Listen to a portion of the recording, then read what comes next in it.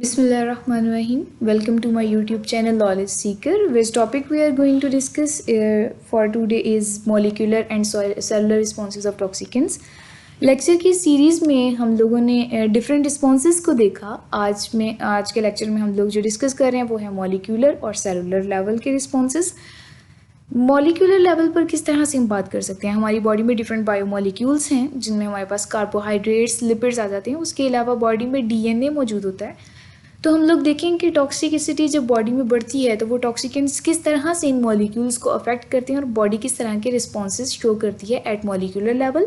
उसके बाद हम लोग देखेंगे कि टॉक्सिकेंट्स जो हैं वो सेलुलर रिस्पॉन्सेज किस तरह से शो करवाते हैं। सबसे पहले मॉलिक्यूलर लेवल की बात कर लेते हैं। तो मॉलिक्यूलर लेवल पर जो प्रोसेस है वो हमारे पास है बायो ट्रांसफॉर्मेशन का। मॉलिक्यूलर लेवल पर होता ही है कि बायो ट्रांसफॉर्मेशन के प्रोसेस को यूज़ करते हुए जीनोबायोटिक्स को जो है वो कन्वर्ट कर दिया जाता है लेस टॉक्सिक फॉर्म में और बॉडी से एक्सक्रीट किया जाता है। तो सबसे पहले मॉलिक्यूलर रिस्पॉन्सेज को पढ़ते हुए आपको concept about biotransformation clear होना चाहिए कि बायो ट्रांसफॉर्मेशन क्या है। Biotransformation is a process in which we convert toxic substances into less toxic substances. उनको मोर सोलेबलाइज फॉर्म में कन्वर्ट करने के बाद हम लोग बॉडी से एक्सक्रीट कर देते हैं और बायो ट्रांसफॉर्मेशन को हम मेटाबॉलिज्म ऑफ जीनोबायोटिक्स भी कहते हैं। अब ये बातें जो स्लाइड्स में लिखी गई हैं वो मैंने आपके साथ जो है वो डिस्कस की कि हम लोग क्या करते हैं बायो ट्रांसफॉर्मेशन में पोलर ग्रुप्स को ऐड करने के बाद मोर सोलेबलाइज फॉर्म में कन्वर्ट करते हैं और बॉडी से एक्सक्रीट कर देते हैं।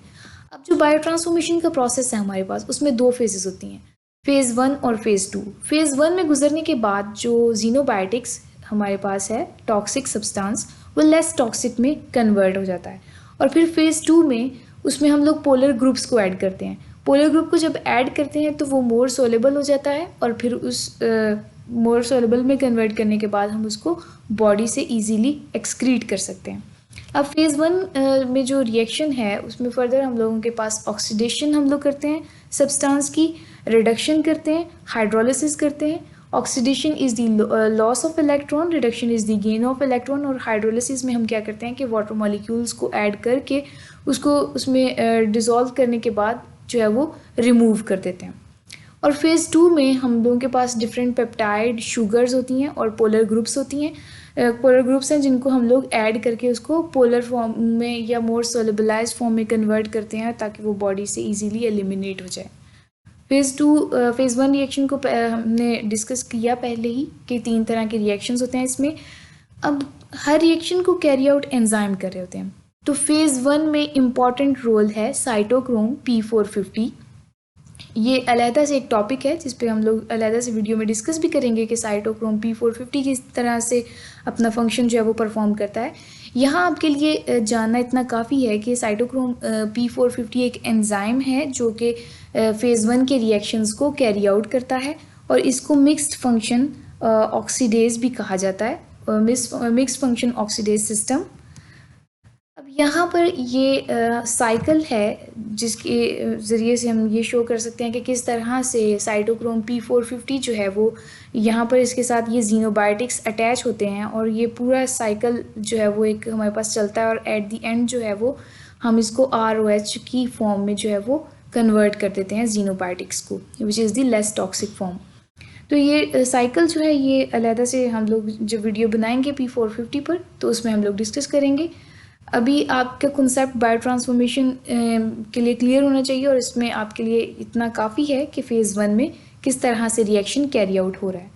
उसके बाद फेज़ 2 में जो है वो हमने पहले भी बात की कि फेज़ 2 में हम लोग पोलर ग्रुप्स को ऐड करते हैं और पोलर ग्रुप्स को ऐड करने के बाद उसको सोलेबलाइज फॉर्म में लाकर बॉडी से एलिमिनेट करवाया जाता है।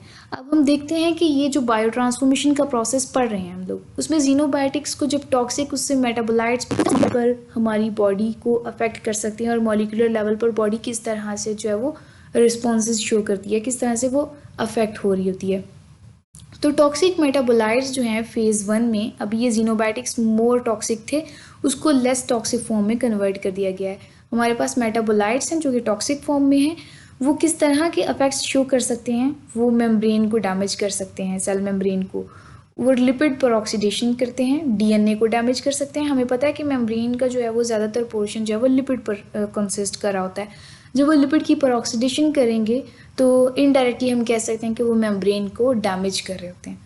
उसके अलावा डीएनए को डैमेज कर सकते हैं, उसके साथ मेटाबोलाइट्स अटैच होकर उसको जो है वो इनएक्टिवेट कर देंगे, उसको डैमेज करेंगे। उसके अलावा एंजाइम की इनएक्टिवेशन, हमें पता है कि एंजाइम्स जो हैं इनका एक 3 डायमेंशनल स्ट्रक्चर है जो कि इनकी एक्टिविटी को नॉर्मल परफॉर्म करने के लिए नेसेसरी है। ठीक है, जब टॉक्सिक मेटाबोलाइट्स उसके साथ अटैच होते हैं तो उसका 3 डायमेंशनल स्ट्रक्चर एंजाइम का डिस्टर्ब हो जाता है, जिसकी वजह से वो इनएक्टिवेट हो जाते हैं। ये तो हमारे पास मॉलिक्यूलर इफेक्ट्स हैं, और ये मॉलिक्यूलर इफेक्ट्स ही आगे जाकर सेलुलर इफेक्ट्स का बायस बन सकते हैं हमारे पास। अब ये तो थे हमारे मॉलिक्यूलर रिस्पॉन्सेस। अब हम लोग बात कर लेते हैं सेलुलर रिस्पॉन्सेस की, कि सेलुलर रिस्पॉन्सेस किस तरह से शो किए जाते हैं। जब बॉडी में टॉक्सिसिटी का लेवल अनबियरेबल हो जाता है तो उस वक्त सेल के पास यही हल होता है कि वो सेल की डेथ हो जाए। अब वो डेथ दो तरह से हो सकती है, या तो वो एक प्रोग्राम सेल डेथ हो और या फिर वो एक्सीडेंटली। ठीक है, जब सेल की डेथ एक्सीडेंटली हो जाए तो हम उसको नेक्रोसिस कहते हैं, और जब एक प्रोग्राम सेल डेथ हो तो हम उसको एपोप्टोसिस कहते हैं। नेक्रोसिस में हमारे पास क्या होता है कि इन्फ्लेमेशन हो जाती है, सेल की मेम्ब्रेन जो है वो डैमेज हो जाती है और सेल की लाइसिस हो जाती है। और एपोप्टोसिस में हमारे पास ये बॉडीज़ बन जाती हैं, सेल जो है वो कॉन्ट्रैक्ट हो जाता है और एट द एंड सेल जो है वो डैमेज हो जाता है। अब दोनों में सेल की डेथ हो रही है, लेकिन एपोप्टोसिस में एक प्रोग्राम सेल डेथ है और नेक्रोसिस में एक एक्सीडेंटल डेथ है। और एपोप्टोसिस जो है यहाँ पर मैं आपको बता दूं कि एपोप्टोसिस जो है वो 2 पाथवे के ज़रिए हो सकती है। एक तो है एक्सट्रिंसिक पाथवे, जिसमें सेल की डेथ ऊपर जो डेथ रिसेप्टर है वहाँ पर आकर जो है वो फास्ट लाइगेंड्स जो हैं वो अटैच हो जाते हैं और सेल की डेथ कॉज करवा देते हैं। और इंट्रिंसिक पाथवे में सेल के अंदर जो माइटोकॉन्ड्रिया है उसमें साइटोक्रोम सी मौजूद होता है हमारे पास, जो कि सेलुलर रिस्पायरेशन में इंपॉर्टेंट रोल प्ले कर रहा होता है। लेकिन इंट्रिंसिक पाथवे में जो कि प्रोग्राम सेल डेथ करवानी होती है तो वो साइटोक्रोम जो है वो माइटोकॉन्ड्रिया से रिलीज़ हो जाता है और वो एपोप्टोसिस जो है वो करवा देता है। तो ये थे सेलुलर रिस्पॉन्सेज के सेलुलर रिस्पॉन्स किस तरह से होता है, जब किस तरह से सेल रिस्पॉन्स करता है जब टॉक्सिसिटी बढ़ जाती है। जब टॉक्सिसिटी बढ़ती है तो सेल की डेथ कॉज हो सकती है। That was all about molecular responses and cellular responses. Molecular level पर हमने देखा कि किस तरह से डैमेजेस होते हैं और सेलुलर लेवल पर किस तरह से डैमेज हो सकते हैं। That was all about molecular and cellular responses. I hope आपको समझ आ गया होगा। Thank you very much.